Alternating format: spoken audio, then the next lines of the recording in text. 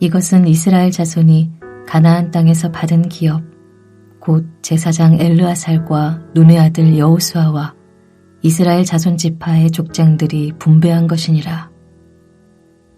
여호와께서 모세에게 명령하신 대로 그들의 기업을 제비 뽑아 9지파와 반지파에게 주었으니 이는 2지파와 반지파의 기업은 모세가 요단 저쪽에서 주었으며 레위 자손에게는 그들 가운데에서 기업을 주지 아니하였으니 이는 요셉의 자손이 므낫세와 에브라임의 2지파가 되었음이라.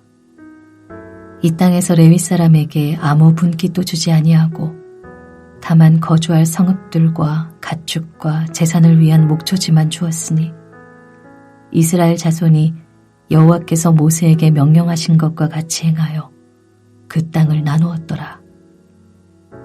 그때 유다 자손이 길갈에 있는 여호수아에게 나아오고 그니스 사람 여분네의 아들 갈렙이 여호수아에게 말하되 여호와께서 가데스 바네아에서 나와 당신에게 대하여 하나님의 사람 모세에게 이르신 일을 당신이 아시는 바라.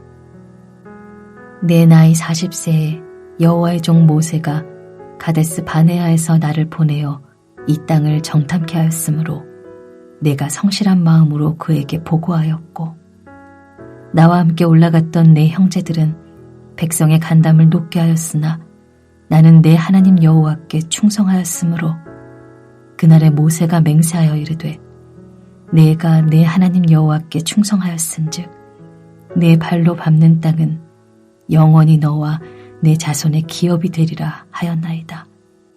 이제 보소서, 여호와께서 이 말씀을 모세에게 이르신 때로부터 이스라엘이 광야에서 방황한 이 45년 동안을 여호와께서 말씀하신 대로 나를 생존하게 하셨나이다.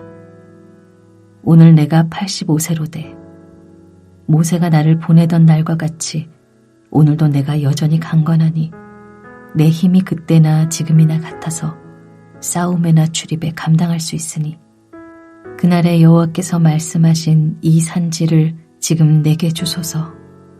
당신도 그날에 들으셨거니와 그곳에는 아낙 사람이 있고 그 성읍들은 크고 견고할지라도 여호와께서 나와 함께 하시면 내가 여호와께서 말씀하신 대로 그들을 쫓아내리이다 하니 여호수아가 여분네의 아들 갈렙을 위하여 축복하고 헤브론을 그에게 주어 기업을 삼게 하매 헤브론이 그니스 사람 여분네의 아들 갈렙의 기업이 되어 오늘까지 이르렀으니 이는 그가 이스라엘의 하나님 여호와를 온전히 좇았음이라.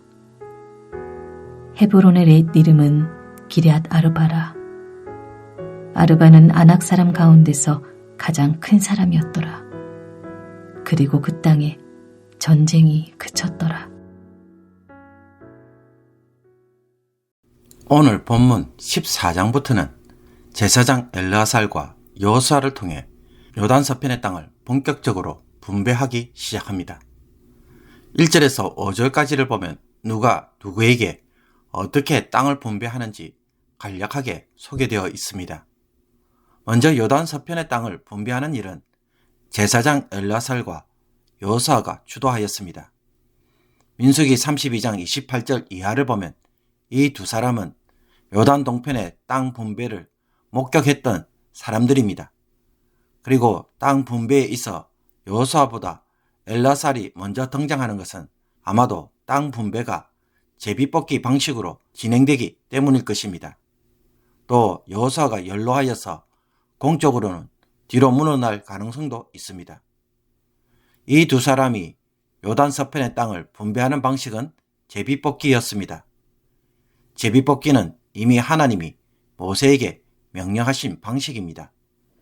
민수기 33장 34절에 따르면 너희의 종족을 따라 그 땅을 제비뽑아 나눌 것이니 수가 많으면 많은 기업을 주고 적으면 적은 기업을 주되 각기 제비 뽑은 대로 그 소유가 될 것인즉 너희 조상의 지파를 따라 기업을 받을 것이니 라고 했기에 첫째는 종족의 인구수에 따라 비례해서 분배하는 것이고 둘째는 제비를 뽑아서 지역을 결정하는 것이었습니다. 요단 서편의 땅은 9지파와 므낫세 반지파에게 주어졌습니다. 그런데 3절과 4절에서 레위 지파는 제외하였고 요셉 지파는 므낫세와 에브라임 지파로 이루어졌다고 언급하는 이유가 무엇일까요? 므낫세와 에브라임은 요셉의 아들로 원래는 야곱의 12아들에 포함되지 않았습니다. 그러나 야곱의 유언에 따라 야곱의 아들로서 지위를 얻게 되었기에 요셉이 빠짐으로 13지파를 이루게 되었지만 여기에 레위 지파가 빠짐으로 실제로는 이스라엘의 12지파가 되었습니다.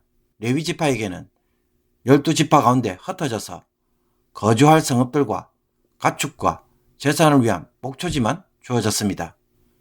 그래서 9지파라고 하면 유다, 시므온, 이사갈, 스불론, 아셀, 단, 납달리, 에브라임, 베냐민 지파이며 여기에 므낫세 반쪽 지파로 총 10개의 지파가 땅을 분배받게 되었다는 것입니다.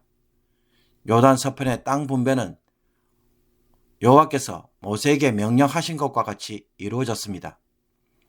본격적으로 요단 서편의 땅을 분배하기 앞서 유다 지파에 속한 갈렙이 먼저 여호수아에게 헤브론 산지를 기업으로 줄 것을 요구합니다.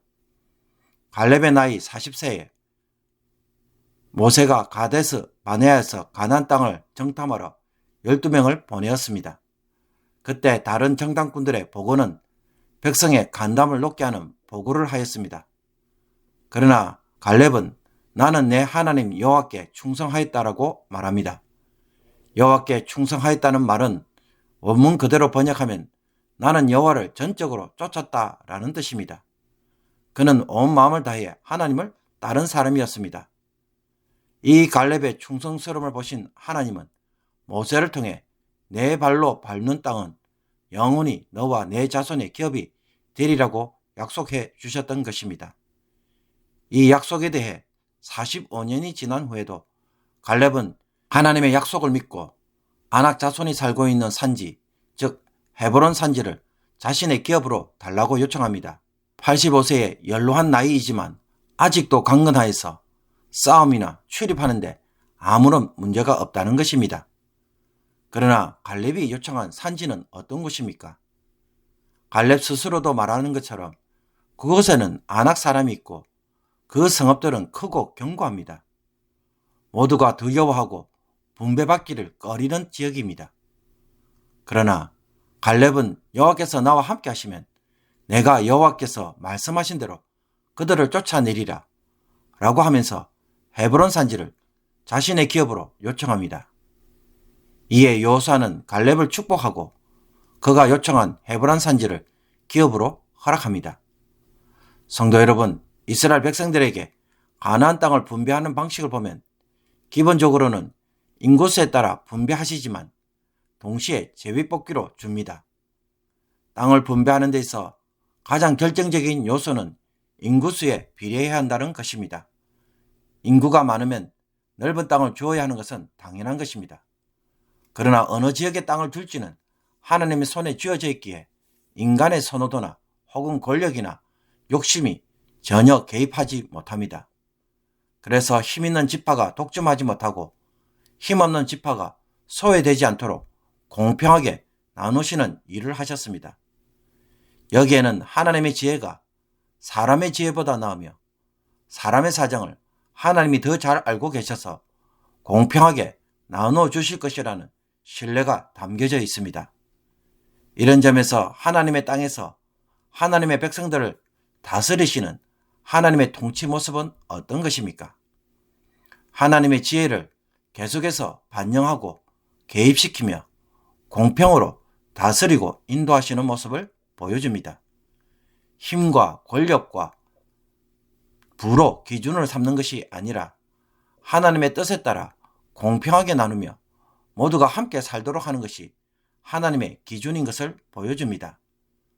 성도가 세상에서 살면서 하나님의 백성으로 산다는 것은 가나안 땅에서 하나님이 다스리시는 방식을 세상에 적용하는 것입니다. 하나님의 통치를 인정하는 것이고 이것을 통해 하나님 나라가 임하도록 하는 것입니다. 우리가 사람을 대하고 일을 하는 방식을 말씀으로 점검해 볼 필요가 있습니다. 어떤 분에게 들은 이야기에 따르면 타주에서 식당을 운영하시는 장로님이 직원들을 마치 돈을 주고 고용한 사람처럼 비인격적으로 대하여서 주변에 안 좋은 소문이 자자하였다는 것을 들은 적이 있습니다. 하나님의 통치 방식은 성도가 세상에서 살아가는 방식입니다. 내 직장을 통해 직원들도 살고 손님들에게는 좋은 음식, 건강한 음식을 제공하도록 나에게 주신 내 신앙의 영역입니다. 이 영역을 내가 하나님의 대리자로 다스리는 것입니다. 주인 밑에 있는 종업원일지라도 손님은 내가 책임져야 할 내 영역입니다. 어떤 서비스로 대할 것인지는 내 몫에 남겨져 있습니다. 하나님이 오늘 내 자리에서 일하신다면 어떻게 일하실까요? 당장 답이 떠오르지 않아도 늘 이것을 생각하며 고민하는 중에 오늘 말씀을 묵상한다면 우리에게 뭔가를 도전하시는 성령의 음성을 들을 수 있을 것입니다. 그리고 요단 서편의 땅을 분배하기 전에 갈렙의 요구와 도전은 나머지 지파에 대한 도전이자 본보기로 주어져 있습니다.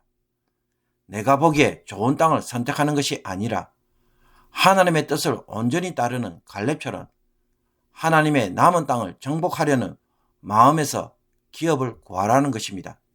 살기 좋은 땅을 추구하는 것은 가나안 백성들의 마인드입니다. 물질과 부와 영광을 추구하는 것이 아니라 약속의 땅을 하나님의 땅으로 정복하려는 마음에서 땅을 구할 때에 남은 가나안 족속들을 반드시 몰아내고 하나님의 땅으로 선포할 수가 있는 것입니다. 하나님으로부터 받기를 원하는 복을 내가 미리 정해놓고 그 복을 받아 누리는 것에만 너무 초점을 맞추고 살고 있지는 않습니까? 그것보다는 하나님의 뜻을 이루어감으로 그것을 통해 복을 누리는 갈렙의 마음이 나에게는 있을까요?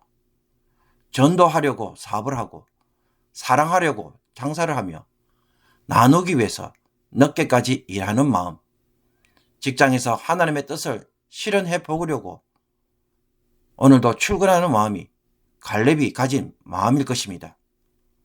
하나님의 뜻을 이루어서 그 결과로 복을 누리고자 오늘도 도전하며 살아가는 성도가 되기를 주님의 이름으로 축복합니다. 기도드리겠습니다. 하나님 아버지, 갈렙처럼 저희들도 하나님의 뜻을 온전히 추구하는 충성스러운 종이 되게 하여 주옵소서. 하나님을 이용하는 자들이 아니라 하나님을 위해 살아가게 하옵소서. 하나님의 뜻을 이루므로 하나님을 기쁘시게 하며 하나님이 기뻐하셔서 주시는 복으로 살아가게 하옵소서. 우리의 삶의 현장에서 내게 맡겨진 사람들에게 하나님의 방식으로 대하게 하시며 하나님의 다스림을 반영할 수 있도록 늘 고민하게 해 주시고 지혜롭게 하여 주셔서 내가 사는 곳에서 하나님의 지혜와 뜻이 이루어지게 하여 주옵소서. 하나님의 지혜가 나의 지혜보다 더 나음으로 하나님이 개입하시는 그러한 삶의 모습을 다시 한번 세워가는 신실한 주의 종들이 되게 하옵소서. 예수 그리스도의 이름으로 기도하옵나이다. 아멘.